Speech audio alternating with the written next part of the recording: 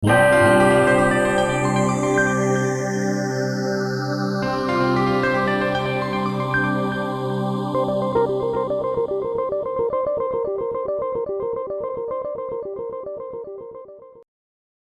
Adrienne Thomas, UK based. I live in Brighton on the south coast, which is a really happening place. I'm going to try and be as concise as I can. And so, Mariana, you have to be really strict with me, because when I start talking about my work, I just go on. It's like an express train. So I need a bit of containment. I've got a little list here. And the first sentence on it says repressed childhood.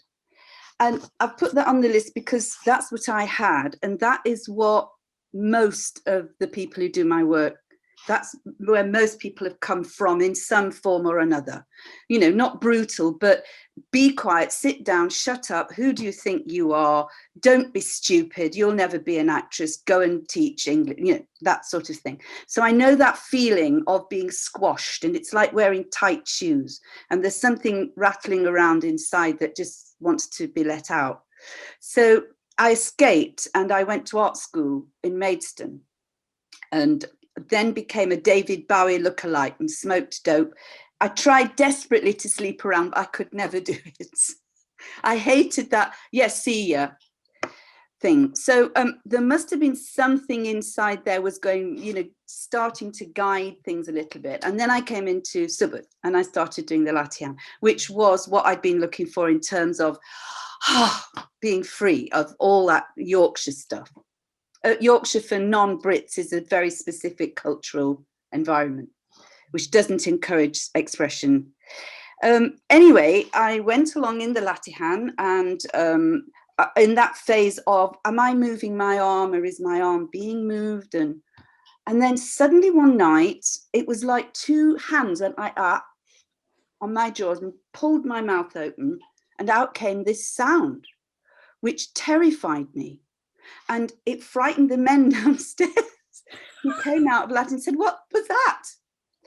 And it was this sound. And that relationship with the sound, the power of it and the noise that it made and my fear of it has followed me ever since. And I understand utterly why people are scared about voice and singing, because, you know, it carries on.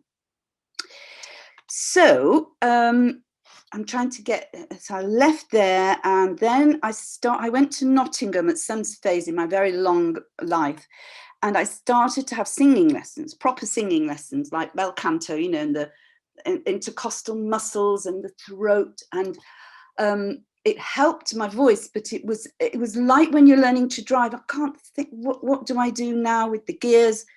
And so it kind of repressed me a little bit more. And then I started to do classes with in adult educate, you know, those evening classes we all did. And I noticed the same. They loved it. They loved the singing, but I noticed it made people very tense. And then I went to visit Maya Spall, my dear Maya. I think she's gone to bed because she's tired. In Whitstable, in a secondhand shop, I found this book, Healing Sound. I don't know if you can see it. Anyway, in there was some what she called voice release exercises. So I thought, oh, just what I need. So I started using those, and they were things like shake your shoulders and go, oh, you know, and all of this sort of stuff. And it worked quite well. I worked in London with that and on, but still I felt this isn't it. This isn't going where I want it to go, really. And increasingly during Latin, I was singing and using my voice. And then there was that moment with Bappa when he said, who wants to, you know, if you want to test what your true talent is. So I was one of these people who had some running shoes by the side of my seat, and I belted down there. I was determined to test in front of Bappa. And the testing started, and it was like I could not cope at all. And anyone here remember Vanessa Bigwood, a wonderful international helper? God bless her. Well, to Vanessa. And she sat next to me. And she said, well, darling, you've received something, but I don't quite know what it is. So just sit quietly. What had happened was I'd gone too soon. I was too greedy. And I'd run down to be in front of Bappa. And my voice is connected with my talent, but I couldn't hold it. I wasn't there. And so that shook me up. And then more and more in Latihan, I was being guided to sing down here and sing up there. And I was thinking, this is so weird. I'm singing through my bottom. This can't be right. This can't be spiritual guidance of any sort. Come on. And it went on until sometimes I thought, I'm going to explode if I carry on. Because it was like I was being told, you have to sing from every cell of your body with everything you've got, 5,000%, Adrienne. And so, of course, I ran in the opposite direction. There was no way I was having any of that. I just want to sing nice songs. Anyway, moving forward now, David Anderson, again, God rest my lovely David, had a building called the Tin Tabernacle, and I hired a studio there. And so I started to go out there and think, look, it's time I asked my voice what it wants to do, because I don't really know. And so I went out there and I did session after session with my voice, and it was like taking dictation. It went down there and then it went up there, and I wrote it all down, and I had like 13 sound cycles, I would call them. My glasses are annoying me because they're reflecting. All of it was terrifying to me. I just, but anyway, I had no choice but to sort of carry on. And so I started to use this work, if you like, in my voice work. And then I thought, these are the chakras, surely, where the voice is going. And being from Yorkshire, we don't do chakras in Yorkshire. That's far too arty-farty. We're very, very earthy. But then, get rid of that, I found this book, which is called Wheels of Life by Anna Dear Judith, who's an expert. And she then says, no, they relate to points of development in your life. So the first chakra, I'll do a screen share in a minute. Shall I dare to do it now? Hold your breath. Here we go. This is the first thing. So this is the title of a book that I've written, and it's the title of the Why Isn't It? Well, there it is. So I've developed this thing, and I've called it Unleash Your Voice. And it's illustrated by a wonderful woman called Linda in Lewis. There you are. And so if I get rid of that, here we are. Here's a little demonstration. Here we go. Thank you. So there's each energy center and each color that relates to it. So base chakra is about infancy, early infancy. Were you held as a baby? Do you feel safe? Do you think the world's a safe place, or were you not given that? And therefore, do you find the world a frightening place? So do you not feel safe? Which I never do. Sacral. This is about early infancy. It's related to sensuality, to creativity, to love, to, it's a pleasure center. Do you allow yourself to have pleasure, or do you crush it in yourself? You're not supposed to do that. Solar plexus, really important, because it's where your sense of self is held energetically. Were you criticized heavily as a child or even later in life? If so, you do see some people, they seem to fold there. And your boundaries, are you good at boundaries? Are you able to say no or not? If it's not balanced, then this is my center where I fall down a lot, because you then become quite aggressive and arrogant and stuff. So moving swiftly on, I'll go to the heart, which it seems obviously it's about love, but it's about suprapersonal love. It's about universal love. And most importantly, it's about love of the self. And that's a big stumbling block for many people. Throat, where a lot of singers and speakers get completely, that feeling of being strangled, because it's the main point for self-expression. And most importantly, expression of your truth as opposed to that of your tribe. So that's a big sticking point. The brow, ajna, is here between the eyebrows, known as the third eye. And it's about being able to see clearly. Can you see your place in the world, and your abilities to intuit? It's very, very intuitive and psychic. And the crown is connection to God, I suppose, or to the higher realms. I don't work directly with that because I think it's sacred and it's not my business, but it's there. And so what I found was this work was guiding me to send the voice in different directions, which I didn't understand at the time. But this is an illustration from the book. So you can see, lie down and you send your voice down, and then you send it up, and you move up, and you send down and send up. And this slowly, as you work through the body with different movements and postures, seems to sort of open up spaces in people. And if along the way, let's say you're working in the sacral area, I don't know what's happening here, go away. That's it, yes. And there's stuff stuck in there from long ago. It could be that you've had surgery and don't realize that while you're asleep, things are being done to your body, and the body remembers everything. So every cell of the body has a memory, and it has, I say the voice contains the past, the present, and the future.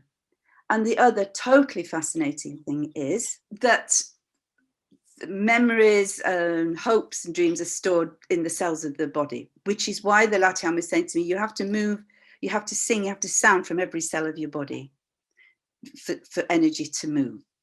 So I don't do singing lessons, it's sound. So I invite people to just make a sound and to really listen and feel what the voice wants to express. It doesn't, you know, don't want to put anything in there. It's what needs to come out, what needs to be expressed from your heart center or from your base center. Just let it out. And the big problem is to get rid of all the judgment that's crowded in on people. I was talking to a colleague only the other day, and I thought, here we go. This must be at least the 500th story I've heard. I'd love to be able to sing, but I just can't, because the music teacher, when I was 5, gave me a triangle and said, here, play that. Or people have been told to mime or go to the back because you can't sing. My neighbours here just a week ago said, oh, I can't sing. I said, it's not possible. We're born with a voice. We're born singing and shouting and yelling and expressing. And to me, there's no more amazing sound than walking past the infant school when they're doing assembly. And they're all singing their little hearts out, and it's completely out of tune, but it's the most wonderful sound that you can imagine. So that's basically what I do. So I will guide a group to go through the exercises right up and through and then back down. And do I need to screen share? I won't, because I think time's running out. And then the next layer is working individually with people. This is where it got really scary for me. And I can't explain any of it, I'm sorry, but it links in very strongly to what Hester was saying, that everybody has a story. And we might have listened to myths and fairy tales as children, but they've gone right in there. And so when the unconscious is speaking to either the person I'm working with or to me, it often speaks in those kind of mythic imagery. So I've worked with a lot of women who are trapped in towers and a lot of men who are imprisoned in a basement, a lot of animal allies. So what the unconscious is saying, this is what I'm giving to you, but it's up to you to interpret what I'm actually saying. So that, you know, it's a journey together. So I will feel and say something, I feel this, and the person who's working with me will say, no, I don't think so, or yeah, that's absolutely right on. And I haven't trained in it. I trained as a drama therapist, so I know about therapeutic process, etc. But when I try to use someone else's voice work, you know, like if I use Paul Newham's voice work or someone else, it doesn't work. And little voices say, you can't do that. You've got to do your own work. So it's been a fascinating, often terrifying journey. And I've had to find a kind of construct to explain what I'm doing. If you see what I mean, I've had to find the theory to fit the practice, because, you know, people need that, I think, as a framework. And in the individual voice work, the people I really, as Hester is saying, I really need to thank, because they come in and they bring themselves completely to me, to the situation, to the work. And it's fascinating, it's incredible.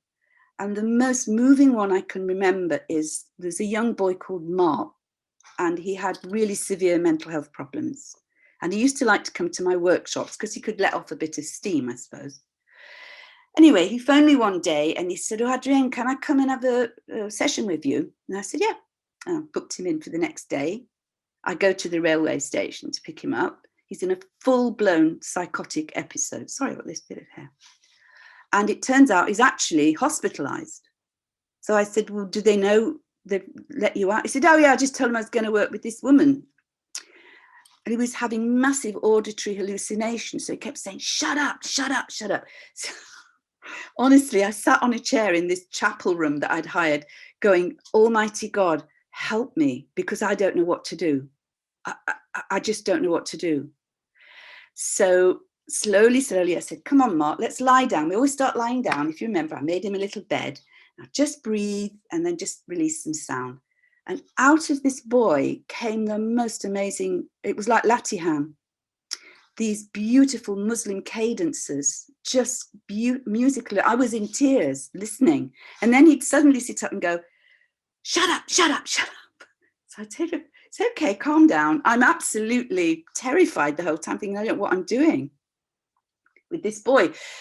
But what was happening was, somewhere in this deeply damaged boy, who's clearly having a psychotic episode, is some inner thing in him. He doesn't know it.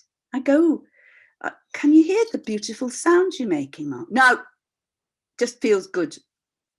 And after about 20 minutes of this, he suddenly sat up and said, "Right, that's it, I'm off. Thank you very much, feel a lot better now." And he left. And he left us a woman in shreds going, "What was that?" But so grateful to whatever was there with us to have allowed that for him, and to show me, don't judge somebody's state, or, you know, what you don't know what is going on in that person's inside. So I'm much more kind to street people and drug addicts now, because there is something in there. Are there any more? Having been, well, I only used to smoke marijuana at art school, but I've always been terribly liberal about drugs till I started doing this work with individual people. And you'll see there's an energy around them. And some people's energy is really fine and like gossamer. And they are the people who cannot take drugs, because I saw one girl who came. She said, "Oh, I've been taking a lot of drugs," and there were these little black things dancing around her. Woo! So she was away with the fairies, literally. They'd got her. I think Bappa talks about the, you know, the vegetable forces they can get you if you're not careful, which is why you shouldn't smoke dope. And so I 3 or 4 times had to say to people, "I'm really sorry, but you really can't take drugs. You really shouldn't do it, because you can't hold it, your energy." And then some people have a really dense energy. You know, the guys that used to come to our house at art school, they'd drop a tab of acid, they'd smoke 3 or 4 joints, they'd go to the pub, they'd drop a mandrax, you know, and still be talking quite normally, because their energy was so thick and dense that they could cope. Me, I take 1 lug on a joint and I'm out, you know. They have to get someone to talk me down, for which now I'm very grateful. So I'm meandering a little bit. What's next? Chakras, video of sounds, got you. So if you want to hear what the work sounds like, I've got a tiny video of a little workshop I did in Orchiva. And these are people who probably never used their voices before. And here they go.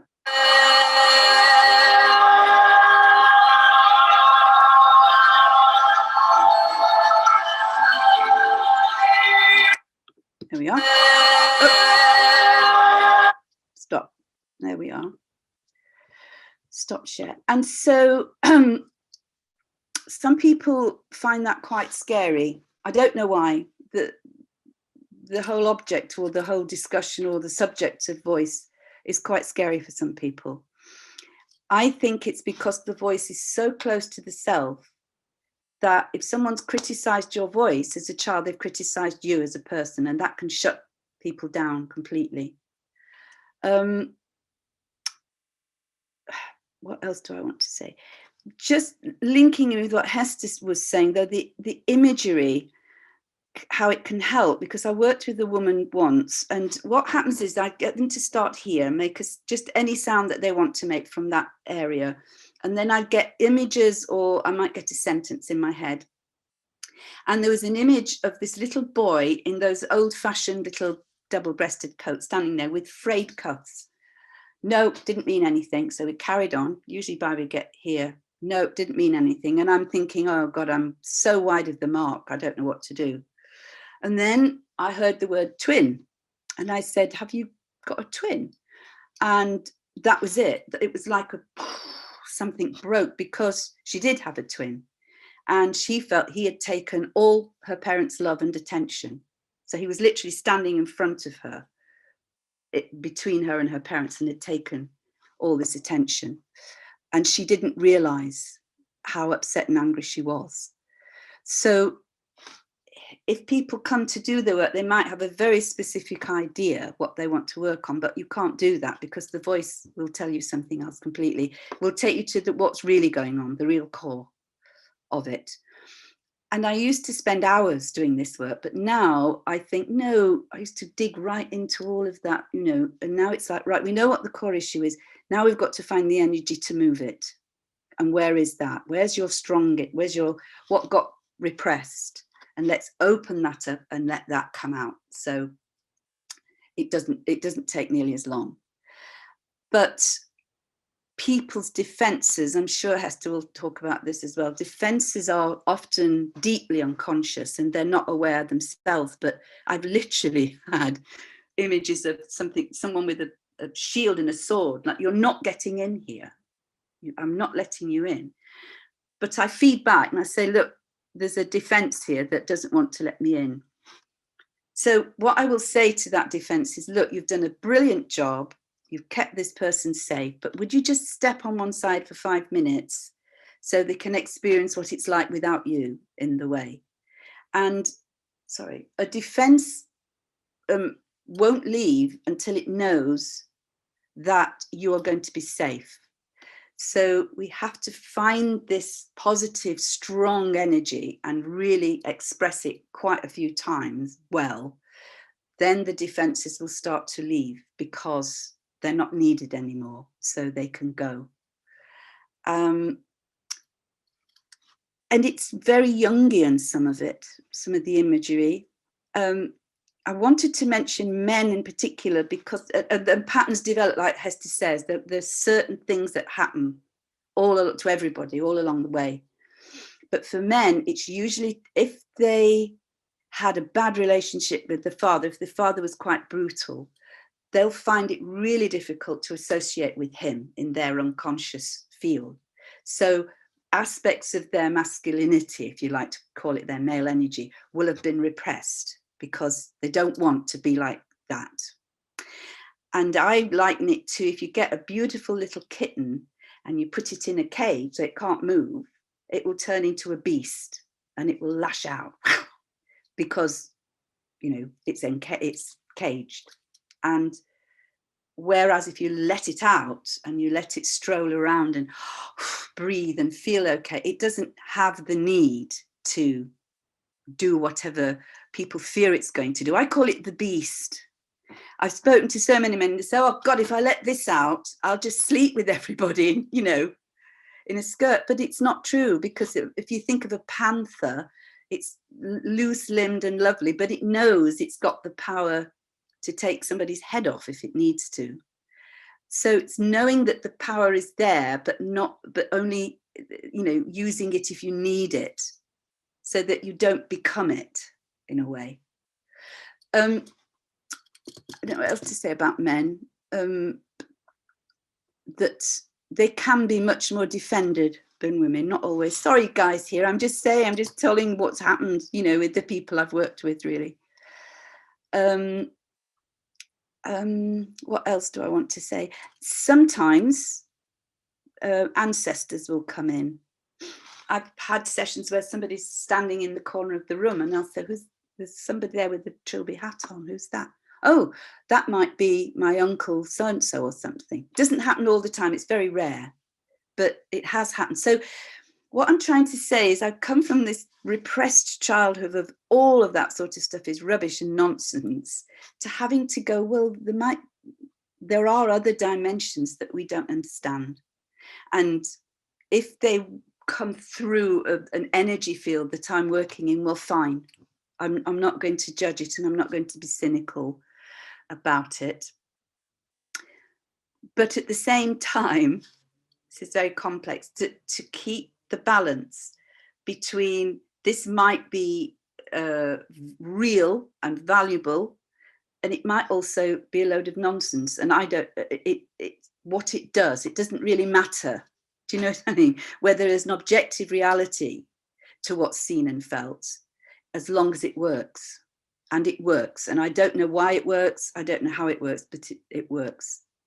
And it reminds me of some work I was doing in Spain, and I was doing some individual work. And this guy was lying on the floor and he'd had a terrible relationship with his father. He was literally coughing stuff up off his lungs.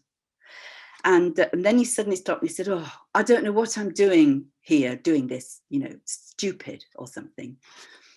And I sort of said, well, you're either lying on a floor in Spain with this stupid woman, or you're fighting for your life.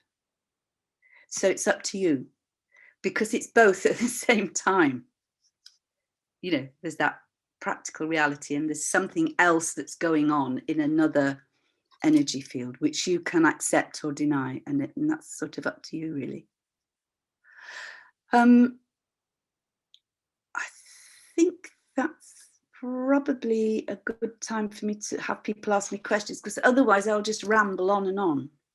So, Adrienne, are you doing online classes with people? That's a really good question.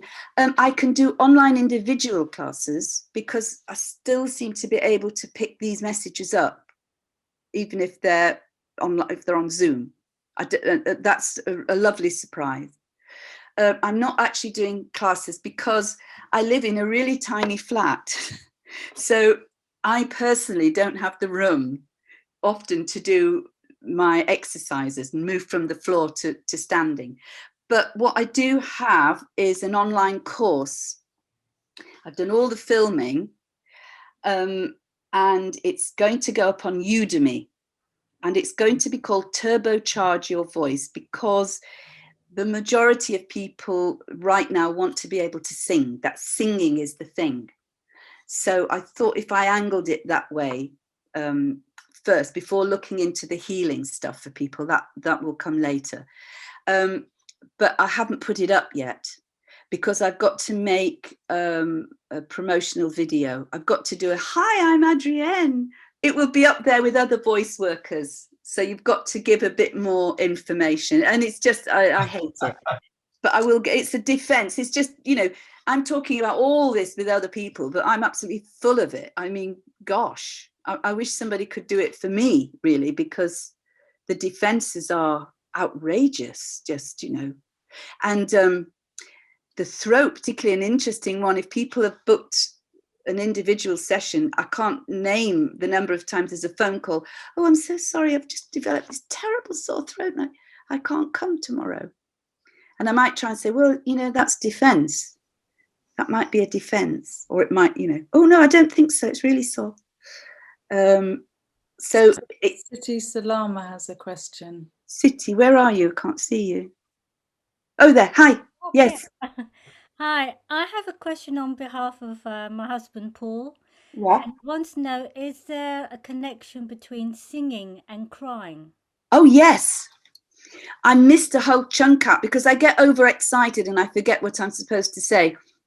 When I was having my conventional singing lessons, I realized immediately that there was a direct connection to emotion. And I sometimes just burst into tears. And I had a great singing teacher, and she used to say, well, just sit there and cry, but you still have to pay me. And she said she worked with young people doing opera. She was amazing. And she said the number of times she's had to push somebody onto the stage because they were crying, because the link is like that. So if your emotions are repressed, your voice is repressed, if you see what I mean. You'll all remember Daniela Coles, those of you in around that area. Sorry, she's a dear friend who unfortunately died. And she wanted to sing a Billie Holiday song. This is a good example. And I went to see her and I said, well, it was all sort of stuck.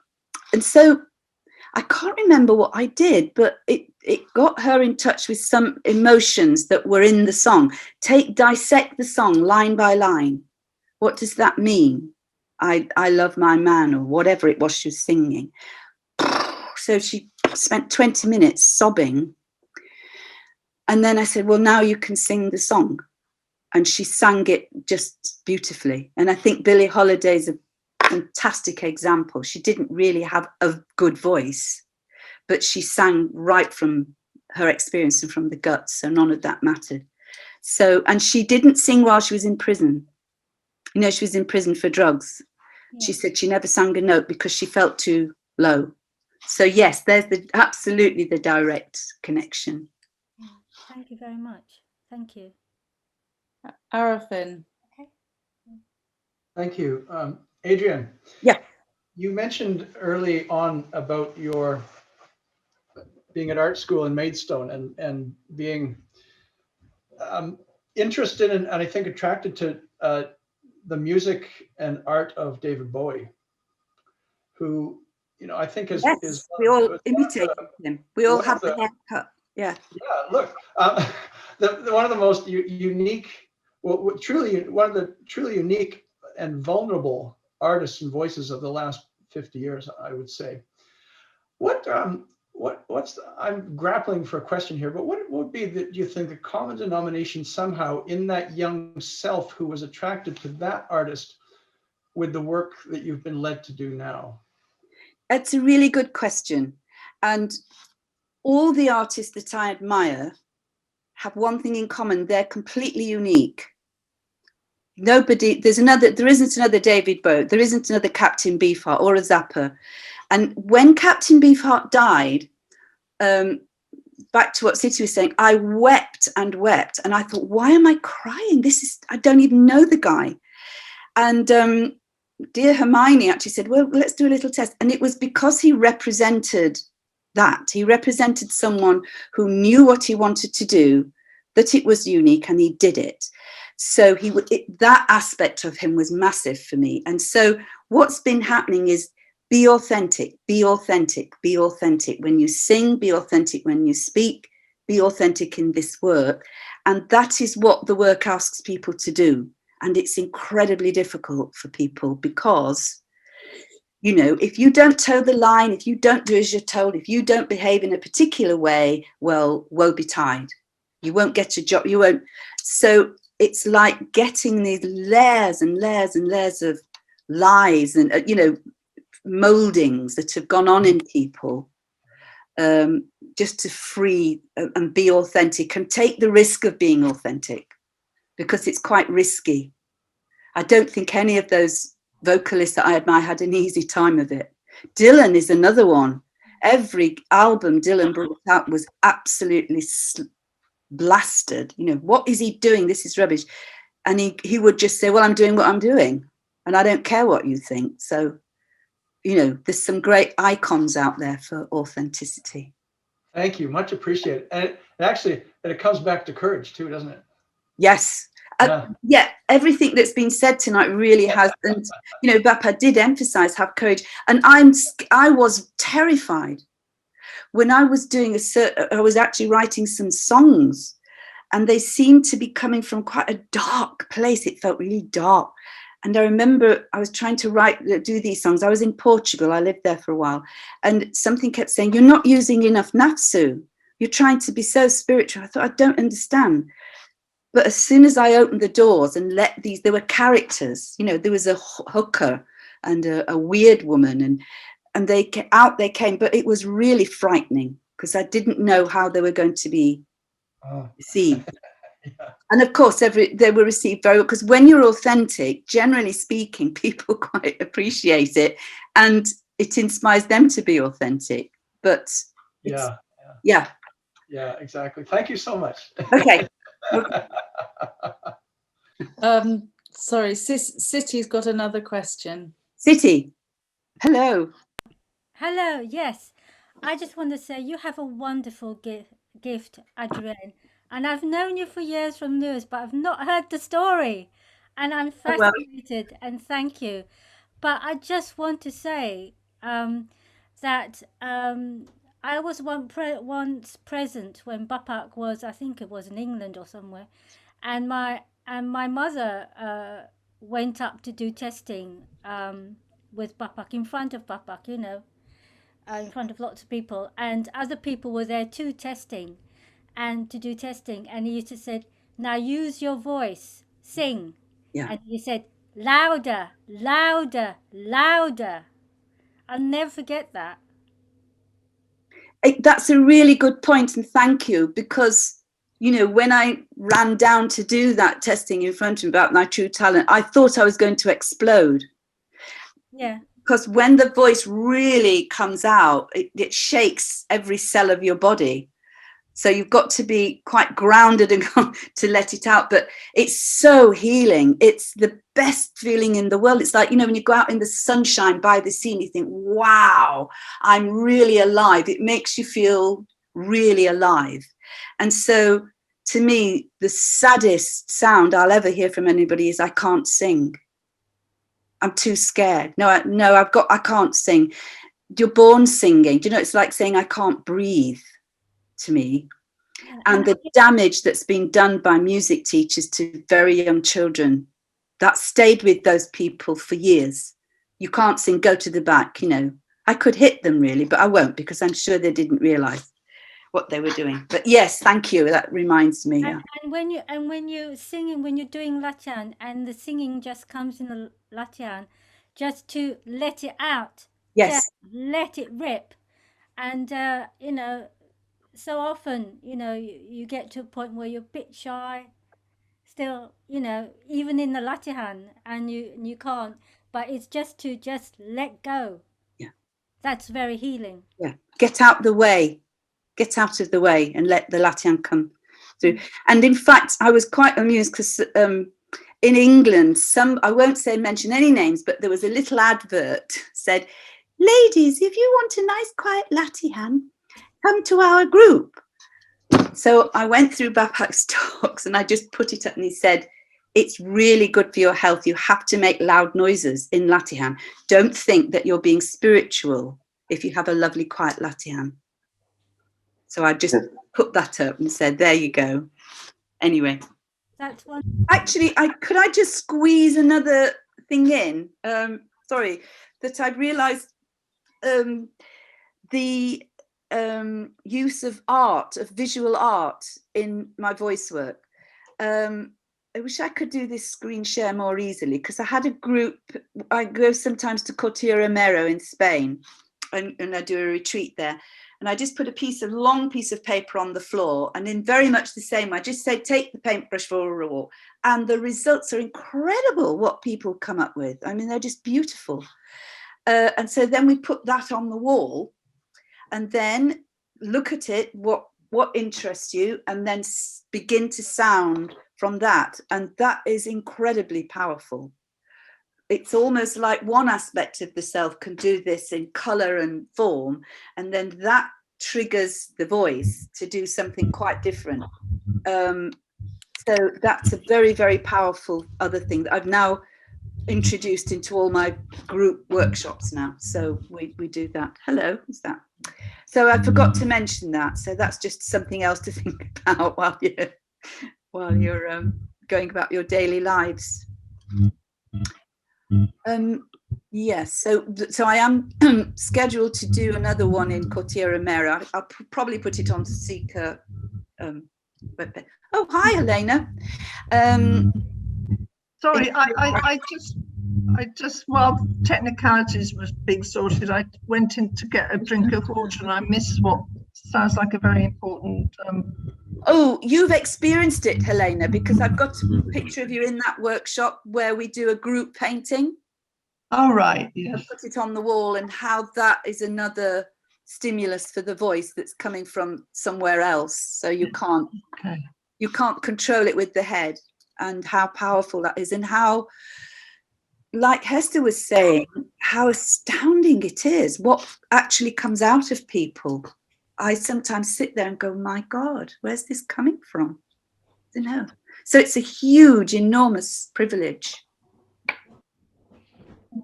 Adrienne, how do we contact you to ask you about booking solo sessions, please? Okay, I'll put my, excuse me, everyone, yay. Okay, here we go. Thomas1@aol.co.uk, and my website is www.unleashyourvoice.co.uk. Not JK, UK. Yeah. Okay. Send. Do you have a question, Hester? It's more about, I've worked with Adrienne on many levels, and I just want to endorse the value of your work. And I know I questioned you sometime before because someone had been asking about my copy of your book, and you said you were waiting to get republication. And again, it's a great book, and I'm waiting for the video or the course or whatever it is, because I found your work so powerful. Thank you. And finding courage in that whole business of, walking into a local jazz group who asked me to join them and just bursting into tears. Finding people who are doing what I wanted to do. Yeah. And it's through the work that you do that I have found the courage with my voice. And thank you. Yeah, I've been a fan for years, as you know, and I'm just publicising the fact. I'm of yours. And the other thing is, if you're wanting to work with voice to perform, you are completely naked when you sing. There's nothing. You haven't got a guitar or a keyboard. You're just there. And so, I've had experiences of forgetting my lyrics, even though I've written them. I'm going, I think the first time I tried to sing in public, I came in the wrong key. I mean, but people are there for, people are very loving and will contain you if they can see that you're doing your best to give them something, and it is about giving. But it's terrifying, the whole thing. I run away when I've done a performance. I go and hide. People have to knock on the door. I don't know what that's about. I have no idea. But it's not that easy. It's not as easy as it looks. So good for you, Esther. Get up there.